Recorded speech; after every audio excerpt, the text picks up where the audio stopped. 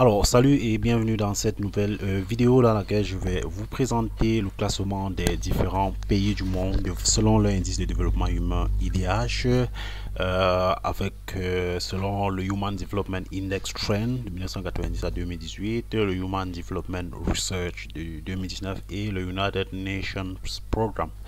Et donc nous allons pas nous limiter qu'à la classification selon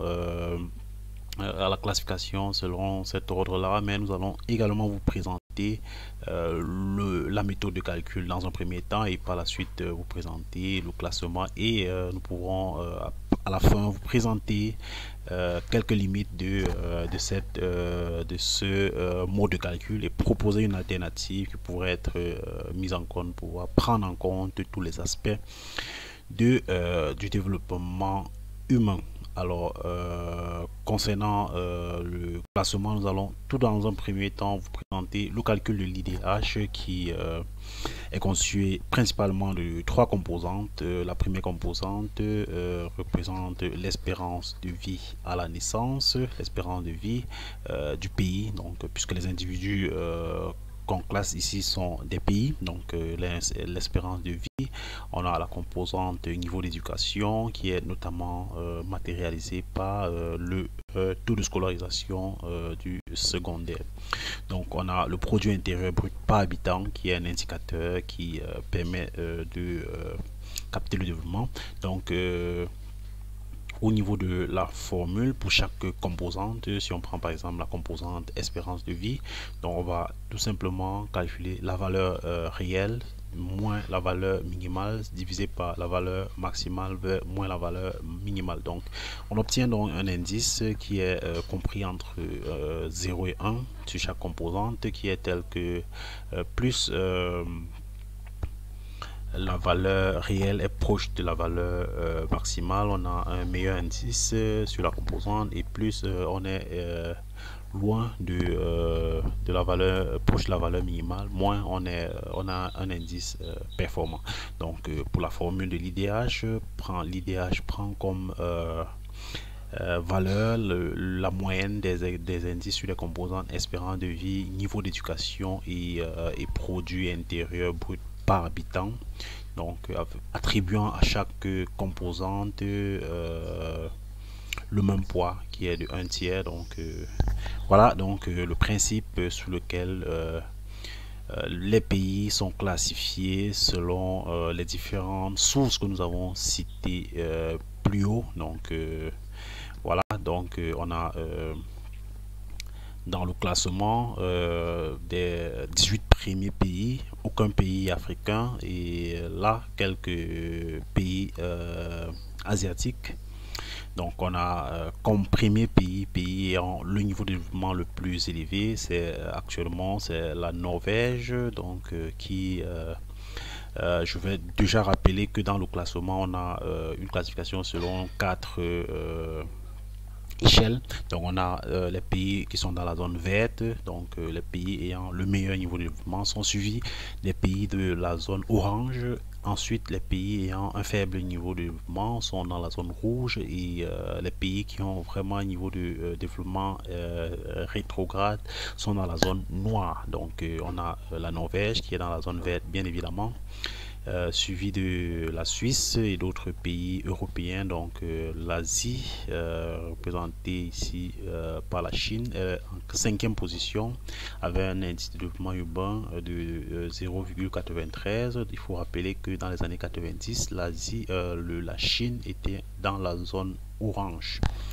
Donc on a également d'autres pays d'Europe qui viennent. Les États-Unis viennent en 16e position avec un indice de 0,92, et il faut également rappeler que les États-Unis ont toujours été dans la zone verte, dans la meilleure zone, alors que le Royaume-Uni à un moment donné dans les années 90 était dans la zone orange avant de passer dans la zone verte. Donc on peut également regarder dans la deuxième frange des pays asiatiques comme le Japon, d'autres pays, le Luxembourg, l'Espagne, qui qui ont une très bonne performance, qui se trouvent dans la zone verte. Et si on avance et qu'on va un peu plus loin, on peut se rendre compte que le premier pays africain qui n'est rien d'autre, en fait, d'Afrique subsaharienne, qui n'est rien d'autre que le Botswana, est dans la zone orange avec 0,72. Partie de la zone rouge s'est retrouvé déjà dans la zone orange, pas mal. Donc on peut retrouver en 91e position un pays d'Afrique d'Afrique du Nord, donc la Tunisie en 91e position, donc qui se positionne en tant que premier pays africain. Donc là, ces deux pays africains, après ces deux pays africains, il faut encore aller très loin vers la 110e place pour retrouver la Libye qui est dans la zone orange, pas dans la zone verte. Donc aucun pays africain dans la zone verte, tous dans la zone orange. C'est un partie de la zone rouge comme l'Inde, comme le Maroc, autant pour moi, qui part de la zone rouge pour se retrouver dans la zone orange avec en 121e position avec 0,67 actuellement comme IDE, donc dans la zone orange. Donc on peut également remarquer les pays comme le Cameroun à la 150e position qui se retrouve depuis lors dans la zone rouge, donc l'Angola qui est parti de la zone noire, donc de la BIM à la zone rouge qui n'est pas toujours en pole position. Donc si on avance un peu plus, on verra que vers la fin on a un foisonnement de pays africains à la fin du classement.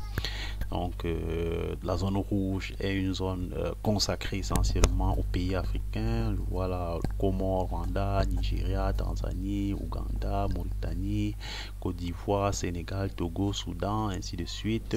Tous dans la zone rouge, pour certains parties de la zone noire comme le Rwanda, la Tanzanie, l'Ouganda et bien d'autres pays encore. Donc à la fin du classement, on peut également remarquer un classement essentiellement constitué de pays africains.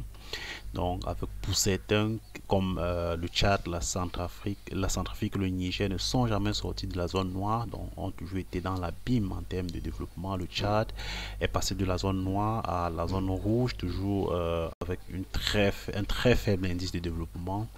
Donc la méthodologie qui a été proposée en début de cette vidéo utilise la moyenne des indices sur chaque composant.